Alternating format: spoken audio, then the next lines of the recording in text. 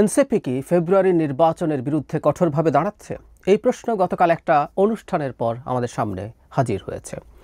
এর আগেই তারা আসলে নানান রকম শর্ত নির্বাচন নিয়ে দিচ্ছিলেন, সংস্কার, বিচার, নির্বাচন কমিশন পরিবর্তন ইত্যাদি ইত্যাদি। গতকাল একটা অনুষ্ঠান, তাদের যুব সংগঠনের অনুষ্ঠানে জনাব নাসিরউদ্দিন পাটোয়ারি খুব স্পষ্টভাবে কথা বলেছেন। নাসিরউদ্দিন পাটোয়ারির বক্তব্য মাঝে মাঝেই খুবই উত্তেজনাকর, খুবই পপুলিস্ট মনে হতে পারে, কিন্তু তিনি ক্রমাগত দিয়ে যান, তাই আমরা এটাকে খুব হেলাফেলা করব না। জনাব নাহিদ ইসলামও কিছু কথা বলেছেন, তাতেও একই ধরনের ইঙ্গিত আসলে আছে। এবং একটা ইন্টারেস্টিং ঘটনা ঘটেছে। এই অনুষ্ঠানটার একদিন আগেই বা ওই দিনই, একদিন আগে সম্ভবত, মার্কিন যিনি ভারপ্রাপ্ত রাষ্ট্রদূত আছেন তার সাথে এনসিপির নেতৃবৃন্দের বৈঠক হয়েছে আনুষ্ঠানিকভাবে। ফলে এই স্পেকুলেশনও কেউ কেউ করছেন যে আমেরিকার প্রেসক্রিপশনে কি এনসিপি নির্বাচন বিরোধী এই অবস্থান নিচ্ছে কিনা। সব কিছু নিয়ে কথা বলতে চাই। আগে জনাব নাহিদ ইসলাম কি বলেছেন? আমি জনাব পাটোয়ারি অনেক বেশি অ্যাগ্রেসিভলি বলেছেন, কিন্তু নাহিদ ইসলামের কথার মধ্যে একই ধরনের ইঙ্গিত ছিল। একটা অংশ আমি একটু পড়ি।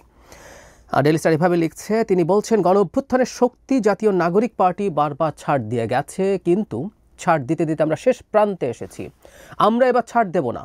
অন্তর্বর্তী সরকার যে প্রতিশ্রুতি দিয়ে শহীদের রক্তের উপর প্রতিষ্ঠিত হয়েছে, সেই প্রতিশ্রুতি আদায় না করে এই সরকার যেতে পারবে না। সেই প্রতিশ্রুতি বাস্তবায়ন না হওয়া পর্যন্ত কোনো রাজনৈতিক দল ক্ষমতায় আসতে পারবে না।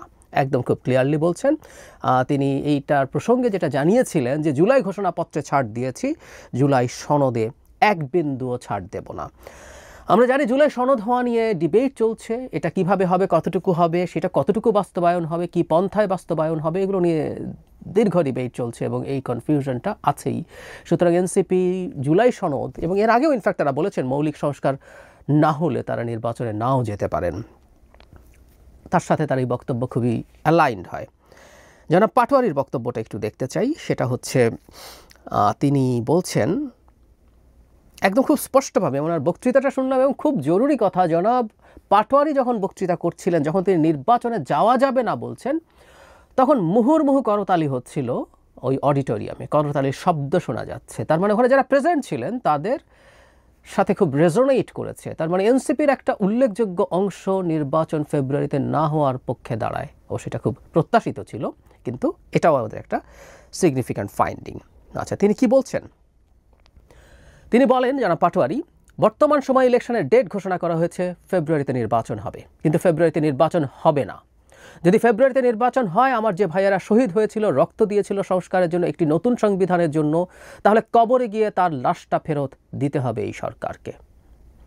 উনি আরও অনেক কথা বলেছেন। দুটো কথা বলে আমি এই মূল আলোচনায় ফেরত যেতে চাই। তিনি আবারও বঙ্গভবনে ফ্যাসিবাদের আরেকটা ভিত্তি আছে, সেটার ব্যাপারে তারা পদক্ষেপ নেওয়ার কথা বলেছেন। আমরা জানি রাষ্ট্রপতিকে সরানোর জন্য এনসিপির দীর্ঘদিনের চেষ্টা আছে, তারা ফর দ্য টাইম বিং ব্যর্থ হয়েছিল।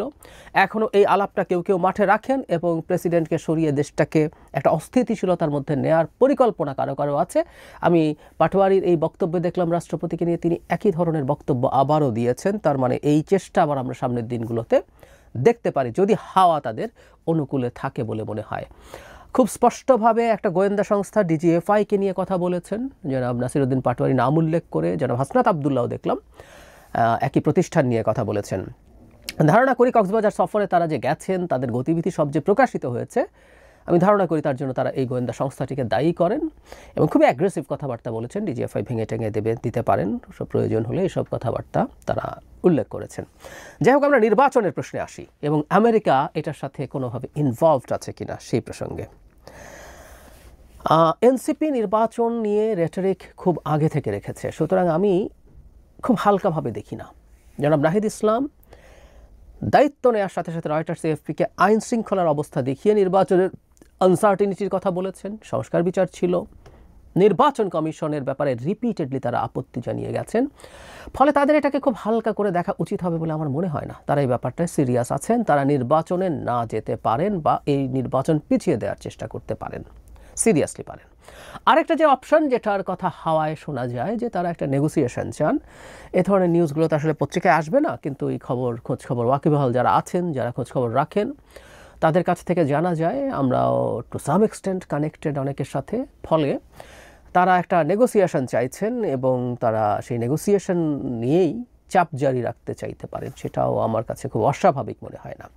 কিন্তু আমেরিকা আসলে এই ব্যাপারে কোনো না কোনোভাবে কি ইনভলভড আছে? আমি আগে একটা কথা বলেছি, এটা যখন তারা পিটার হাসের সাথে দেখা করবেন বলে রটে গেল কক্সবাজারে, তখনও বলেছি বাংলাদেশের অভ্যন্তরে রাজনীতি কী হবে, বাংলাদেশে কোন সরকার ক্ষমতায় আসবে, বাংলাদেশ কী কী করতে চাইছে, এগুলো নিয়ে আমেরিকার স্বার্থ আছে।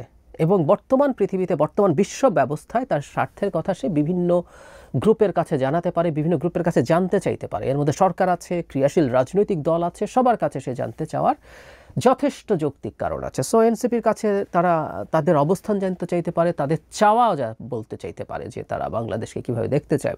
আবারও বলছি, এতে কেউ কেউ সার্বভৌমত্বের হস্তক্ষেপ বলতে পারেন, কিন্তু বিদ্যমান গ্লোবাল অর্ডারে, ওয়ার্ল্ড অর্ডারে সার্বভৌমত্ব কনসেপ্টটা কীভাবে কাজ করে আমাদের একটু বোঝাপড়া থাকতে হবে। সো এই কথাগুলো তারা বলতে পারেন। আমরা প্রায় বলি যে আমাদের দেখতে হবে যাবতীয় প্রত্যেকের চাওয়ার মধ্যে আমরা কীভাবে আমাদের জাতি এবং আমাদের রাষ্ট্রের স্বার্থ রক্ষা করে নেভিগেট করতে পারি। এখন প্রশ্ন হচ্ছে, আমেরিকা যা যা চাওয়া আছে, তারা কি বাই এনি চান্স মনে করে যে একটা অনির্বাচিত সরকার, এই সরকারের জনসমর্থন আছে, ম্যান্ডেটও আছে বলে আমি সবসময় বলি, কিন্তু এটা প্রত্যক্ষ ভোটে নির্বাচিত সরকার নয়, একটা অনির্বাচিত সরকার আমেরিকার স্বার্থ রক্ষায় কি বেশি সুবিধাজনক তাদের জন্য হবে? আমেরিকা কি এরকম কিছু ভাবছে? ফলে নির্বাচন যতটা পিছিয়ে যায়, তাদের যা যা এজেন্ডা আছে সেই এজেন্ডাগুলো পূর্ণ করা তাদের জন্য সহজ হয়, এমন কোনো ভাবনা আমেরিকার মধ্যে আছে কিনা এই প্রশ্ন করা যেতে পারে। প্রত্যেক দেশ তার স্বার্থ চাইবে, এটাই খুব স্বাভাবিক। সো এটাকে আমরা একেবারে উড়িয়ে দিতে পারি না, আমরা ভিজিল্যান্ট থাকবো যে আমেরিকা এই ধরনের কোনো অবস্থান নিতে চাইছে কিনা, নেয় কিনা।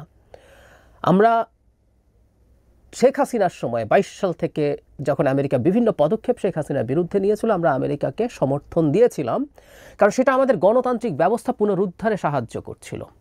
আমরা এখনও চাই আমেরিকা গণতান্ত্রিক ব্যবস্থা পুনরুদ্ধারে আমাদেরকে সাহায্য করবেন, তার পাশে থাকবেন, এবং তার সাথে সাথে তার যা যা কনসার্ন আছে সেগুলো জানাবেন, সেগুলো জানানোর কথা আছে, দরকার আছে। সামনে এই অঞ্চলে আমরা খুবই গুরুত্বপূর্ণ হয়ে উঠছি, বিশেষ করে চায়নার সাথে তার আপকামিং যে কনফ্লিক্টের আলাপ, তার মধ্যে আমরা চাইবার আছে, আমরা একেবারে খুবই হটস্পটে পড়ে গেছি, সেগুলো জানাবেন। কিন্তু সেগুলো তাদের নির্বাচিত সরকারের সাথেই এই আলোচনাগুলো করা বেশি উচিত হবে, কারণ একটা এই ধরনের সরকার আনস্টেবল সরকার, এটা দিনের শেষে তাকে যেতে হবে এবং দেশের গণতন্ত্রের বিরুদ্ধে দাঁড়িয়ে সেটা পরবর্তীতে আমেরিকাকেও জনগণের চোখে ভিলেইনে পরিণত করার সমূহ সম্ভাবনা থাকে, যেমনটা ভারত হয়েছে।